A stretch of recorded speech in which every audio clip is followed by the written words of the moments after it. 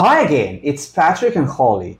In our last podcast, we talked about how the war in Ukraine was heating up. Events are happening so fast now. It seems that every few days there is major news. We reported on how the US gave Ukraine permission to strike deep inside Russia, with the US acting through NATO to supply Ukraine with satellite codes for these missiles. Russia considers this attack by all NATO countries, saying that now military bases in Poland are legitimate targets. In response to Ukraine striking inside Russia, Vladimir Putin updated Russia's nuclear doctrine. Russia's recent deployment of the Oreshnik hypersonic missile against Ukraine marks a significant escalation in the ongoing conflict. This missile, hailed as unstoppable by Russian President Vladimir Putin, is an intermediate-range hypersonic missile capable of carrying nuclear warheads. Though it was used in a non-nuclear capacity in this instance. The strike targeted the Ukrainian city of Dnipro, which had a massive underground military base from Soviet times. It's the first known combat use of this type of weapon. This action by Russia serves as a stern warning to the West about Moscow's readiness to escalate its military capabilities in response to support provided to Ukraine. Geopolitically, this development could intensify tensions between Russia and NATO, potentially drawing further international involvement and complicating peace negotiations. The use of such advanced weaponry also raises concerns about a new arms race and the broadening of missile technology in global conflicts. Meanwhile, Zelensky, the president of Ukraine, has been left scrambling, coming to terms with a peace proposal put forward by Donald Trump, who will enter the White House on January 20th. Donald Trump has proposed freezing the conflict, but in a scenario where the US continues to supply Ukraine with weapons. I want to get your perspective, Patrick. Are we looking at a scenario where the world could get tripped into World War III? Or are we into a new long Cold War? What does it mean now with the introduction of this new hypersonic missile? What's new nuclear doctrine of Russia? Remind us of what the Cold War was and why this could be a repeat. There are some commentators that are already talking about the fact that this is a world war because of the way that conflicts are popping up all around the world, like in Syria, and the role of Iran and Hezbollah. I don't think that it's a world war. There's been a lot of talk in the media since Russia used this hypersonic weapon, a lot of talk about the possibility of world war and even nuclear war. And it's amazing to me how casual commentators can be in just talking about these possibilities. They don't seem to take it seriously. I mean, even the fact that they're talking about this should have us all worried. Are we into a new long Cold War? I think so. Just recently, NATO has planned massive expansions in Europe. They're talking about building all sorts of new military bases. The events that have happened over the last 2 weeks, we're going to spend the rest of our lifetime coming to terms with it. But in a sense, the use of this new hypersonic missile has taken the conversation about nuclear weapons off the table.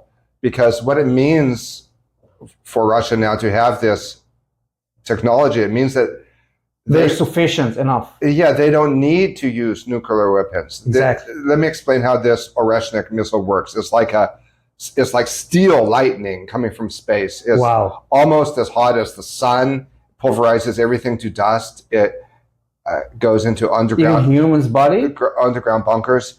Yeah, but Putin said that he's always going to warn the countries where he's going to use it so they can get out. It's impossible to hit with anti-aircraft. Now, when Russia updated their nuclear doctrine, they said that all of Europe now is considered, they can attack all of Europe. It's kind of a reversal of Article 5. You know how NATO's Article 5 says that if any country attacks a NATO country, all countries are obligated to come to their defense.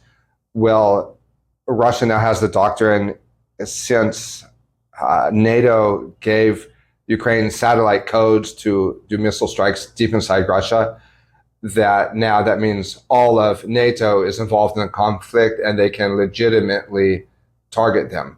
So if Ukraine keeps striking inside Russia, you could see more uses of this missile. But it's taken the conversation about nuclear bombs off the table because Russia could destroy every single military base in Europe in a couple of minutes with a hypersonic missile. They could tell the people to get out because there's no way to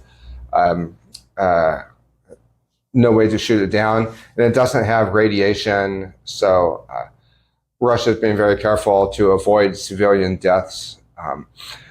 Now the Cold War, this ended in 1989 with the fall of the Soviet Union, but we refer to this time as 1989. Yeah, I was born in 1987. Yeah. With the fall of the Berlin Wall, but the Cold War refers to the bipolar world of the 20th century, where there was this ideological conflict between communism and capitalism, but it also refers to the arms race. And the United States used the threat of communism to do imperialist expansion in Latin America. And in Cuba, they really were communists, but in a lot of those countries in Latin America that the United States claimed was communist, they really weren't. But the United States had a doctrine throughout the Cold War, which meant that any countries that wanted to be politically neutral were automatically considered to be on the side of the Soviet Union. And so they didn't allow any countries to be neutral, and they would target neutral countries with terrorism. And we started to kind of see this again. It's very disturbing. It looks as if Biden is doing everything he can as a lame duck president to ensure that the incoming President Trump doesn't make a peace deal. In fact, at this point, probably Russia is even more emboldened on their 3 demands for Ukraine. But what were those again? Recognizing the new territorial realities on the ground, never joining NATO, and getting rid of the Nazis, denazification. And it sounds paranoid to a lot of us when Putin talks about Nazis, but as we're going to see today, there's actually a lot of sense behind talking about denazification, getting rid of Nazis. Poland is part of NATO, so if Russia bombed a military base in Poland, by Article 5 of the NATO treaty, all NATO countries would be forced to engage. There are tens of thousands of more North Korean troops heading towards Russia's Kursk region, which Ukraine has been occupying for months now. So it depends on how things go, but if hypersonic missiles are used against Russia, I don't even think the United States has this technology. But there are scenarios where you could see escalation, but it depends a lot too on the circumstances on the ground. The doomsday clock has never been closer to midnight. There was a time during the Cuban Missile Crisis in the 60s when a Soviet submarine was ordered to fire a missile on the US, but the man in command disobeyed the order. I don't remember if it was a nuclear missile or not. It's a piece of history that only came to light recently. My point is that these things can very quickly escalate, and commentators too easily talk about the possibility of nuclear war or a limited nuclear strike, and they don't realize how dangerous this is. But if you have the kind of dialogue between Donald Trump and Vladimir Putin, like John F. Kennedy had with Khrushchev, you might see a resolution of the conflict, or at least no more escalation. Zelensky loves to talk about the people of Ukraine, but nobody asks him hard questions like what happens to the people in the Crimea and Donbass, these border provinces that have been involved in civil war for the last 8 years. They have a death sentence hanging over their heads. And there's a lot of talk now about a rules-based international order, which is just a joke. The people of Ukraine didn't spontaneously revolt to kick out a corrupt oligarch in 2014. It was just a coup. It was a coup sponsored by the United States. Let's go back to the third condition of Russia about getting rid of the Nazis. Yeah, so at the end of the Second War, the British and the Americans were very concerned about the Soviet threat to Western Europe. The nuclear bomb in Japan was meant to send a message to Stalin and the Soviet Union. Meanwhile, Stalin was taking over Eastern Europe and forcibly establishing dictatorships there in Poland, Hungary, Lithuania that were modeled on the Soviet Union. The very thing Hitler claimed to be fighting preemptively about. Hitler was very concerned about the threat of communism to Europe. And the British and the Americans aligned with the Soviet Union during the Second World War. But now the Soviet Union was officially an enemy. And they say that's why the United States dropped the nuclear bombs in Japan, was to send a message to the Soviet Union and Stalin. Now, part of what I'm going to say now isn't incorporated into Putin's analysis about Nazis, but from my reading of history, I believe it's accurate. And that is that, and I don't think he really knows how bad it is. In terms of the Nazis. The Americans and the British brought 900 Nazi war criminals over to the United States to work for them. They worked in NASA and in the CIA and psychological operations. These were Nazis that they offered pardons to, because they had the Nuremberg trials where they hung them for crimes against humanity, killing Jews and all that. But they brought them over to the United States, and a vast network was put in place in Western Europe based on the premise that if Russians ever conquered Europe, there would need to be a resistance network. Even as a network called the Rat Line was being established in Europe to ferry Nazis through Spain and then to Argentina and the US.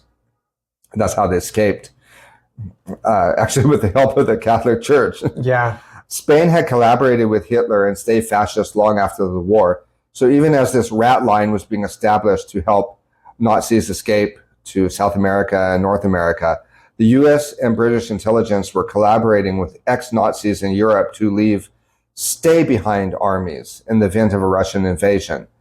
And they buried guns out in woods, did secret training, and maintained a close network, especially in Italy, based on ancient rituals of secrecy, similar to the Knights Templar. And as time progressed, the threat of Soviet invasion of Western Europe looked more and more remote. And the motivations of these stay-behind networks changed. They started targeting local communist parties, and because in France and Italy, Germany, there were communist parties that participated in the parliaments. And these stay-behind networks targeted local socialist and even nationalist organizations. Nationalists who didn't favor U.S. military bases on their soil. During the Cold War, these neutral political groups were also considered to be aligned with the Soviet Union by U.S. policy. For example, Aldo Moro, the prime minister of Italy, he was centrist, but he was targeted because he wanted to do nation building. So it was a strategy of tension, and everything was made to look like these terrorist attacks, bombings in public places, train stations, shopping malls. It was made to look like it was the Red Brigades and communists and classic false flag and hijack narratives. How did they target these political parties? Through terrorist plots and very public bombings. They carried out bombings in public places, train stations, shopping malls, that sort of thing. They even assassinated, like I said, the pro-nationalist Italian prime minister. We've talked about this a little before in our video on World War II. That's on my BitChute channel. The point is that these stay-behind networks, also referred to as NATO's secret armies, okay, they used they evolved into a program called Operation Gladio. Most importantly, through the strategy of tension, they offered intellectual justification for considering any political organization in Western Europe that wanted to be neutral in the Cold War as automatically communist, because they could point and say, oh, look, communists are doing these atrocities in Western Europe. there was an investigation, and this all came to light, and and this has led to the situation today where Ukrainian oligarchs pepper the cities of Europe and have resurrected the neo-Nazi ideology. Even though there was a parliamentary investigation into Gladio in Italy and it was front page news in Europe, the people in Europe haven't connected the dots with the more recent terrorist activities that started in the 21st century, those that were attributed to Al-Qaeda. I don't know if I'm saying that right. Al-Qaeda, exactly. Yeah, and that absolutely have the fingerprints of these stay-behind networks, such as the 7/7 bombings in the London subways or the Charlie Hebdo attacks in France and many other examples. I've received information from those investigating these attacks that although they're blamed on Muslims, it's straight up Gladio. The strategy of tension, false flag terrorism. It's these stay-behind networks that form the coup government in Ukraine. The children and grandchildren of the Ukrainians that collaborated with the Nazis. And that's why they're glorifying Nazis now in Ukraine. And I don't think Putin, when he talks of denazification, even knows the full extent to which his words are an accurate description of current geopolitical reality. You got to understand what a full circle this is for Putin. When he first became prime minister of Russia, he was very, very pro-West. Like most people who had grown up under the Soviet system of tyranny, there was a tendency to idealize the United States and democracy. That's why at one point, Putin even wanted the Russian Federation to join NATO, as far-fetched as that sounds now, although he was rebuffed. Thank you, Patrick. As a Muslim, I'm curious about Charlie Hebdo. As you know, this organization painted some very blasphemous and pornographic images to do with Islam. The president of France defended them at every turn. I remember we did a video about this as well. He seems to hate Islam and supports public burnings of our books.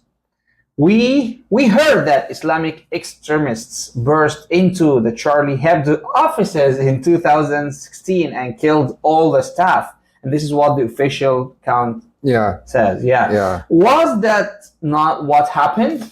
Yeah, of course, Charlie Hebdo was a cartoon network in France that did these horrible drawings just to provoke.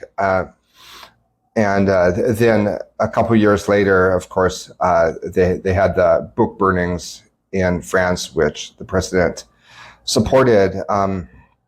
But the Charlie Hebdo affair, it was NATO 100%. That's why I wanted to have Dr. Kevin Barrett on our show, since he's written a whole book on it called We Are Not Charlie Hebdo. Yeah, exactly. Let's pray he says yes. Meanwhile, what does this all have to do with Ukraine?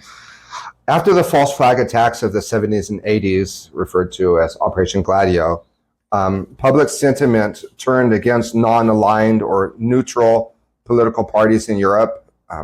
At the time, the CIA, working with British intelligence and the stay-behind networks of Nazis, set off bombs in Western Europe.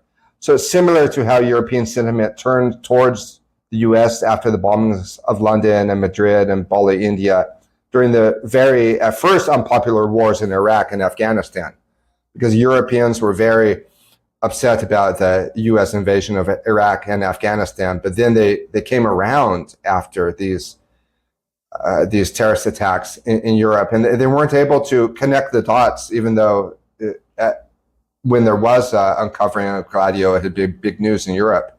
And after these terrorist attacks, Operation Gladio Episode 2, you might call them, the 2.0, the public started supporting a crackdown on Muslims in Europe, even Muslims that had done nothing wrong and were not connected to military organizations in any way. Also allowed for Israel to wipe any peace talks with Palestine off the map. So it's now the children and grandchildren of the Ukrainians who collaborated with the Nazis in World War II that now run the new Ukraine and dictate policy from expensive hotels in Europe's capital cities, living off the US aid money. They've also been able to make a really big shift in Ukrainian culture, where now Ukraine glorifies the Ukrainians who fought with the Nazis during World War II, even though they killed Jews and ethnic Russians and carried out all kinds of atrocities, even seeing the war as a war for independence with Russia. Now, we know the Soviet Union is bad, but we celebrate the fact that Nazism was defeated.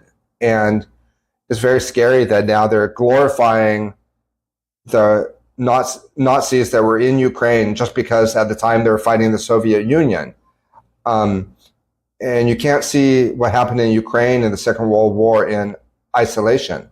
But of course, Ukraine got their freedom in 1989 when the Soviet Union collapsed. So there's no need to keep up the anti-Russian sentiment. Yeah, there's no need, I guess. But remember, when the U.S. wants a regime change, they go in with billions of dollars and set up new media, new TV stations, new newspapers, new radio stations. They're funneling money through embassies and non-governmental organizations. Even though the president of Ukraine in 2013 wasn't pro-Russian, he was certainly pragmatic about relations with Russia. But all that changed with the Maidan protests in 2013 and then the coup in 2014. Oliver Stone has made 2 really good movies about this time period, which are on Rumble. Now, you started asking if I thought this war could heat up to the point it could go nuclear or a world war. There's not a lot of time before Trump takes office. But a lot can happen in a month. We must pray that cooler heads prevail. Ukraine needs to pull out of Russia. The pull-out method worked when the U.S. left Afghanistan 3 years ago. You just leave. My own take is that Zelensky is finished politically. Ukraine has lost the war. If they can agree to freeze the conflict, then Zelensky saves face. He claims that he's trying to stop Russia from invading and overtaking and grabbing all of Ukraine. So at least that way, a freezing of the conflict allows him to claim a kind of victory. But I don't think that Russia will agree, because in the meantime, while the conflict appears to be frozen, the U.S. and NATO get to pump Ukraine full of weapons for a future war with Russia. It's like the U.S. wants to wait Putin out and have a war in 20 years. This is what happened after the Minsk agreements were finalized after the coup. Ukraine agreed to leave the provinces alone, which didn't want to be part of the post-coup regime. What followed was an 8-year civil war. So Russia has invested a lot and they want to finish the job. Meanwhile, Ukraine continues to occupy the Russians' Kursk region, which is why the 10,000 North Korean troops are there, which is deep inside Russia and not even part of these disputed provinces. We're likely going to see a bloodbath of the Ukrainian troops that are there. They're cut off from reinforcements, now surrounded by tens of thousands of North Korean troops, which will be cannon fodder for finishing off what remains of the Ukrainian army. Ukraine has manipulated the situation where now strikes inside Russia are required to defend their overextended manpower, hunkered down and isolated inside Russia. Any way you cut it, Ukraine is screwed. I just hope they don't drag Europe off the cliff when they go, heading for destruction like the herd of pigs Christ sent the demons into. It's kind of like that, though, as they've been the recipient for NATO's horror show, just so that Biden can prove a point and not appear impotent. Well, Patrick, it's always interesting. Well, thanks for enlightening us about the current geopolitical predicament. It's my pleasure.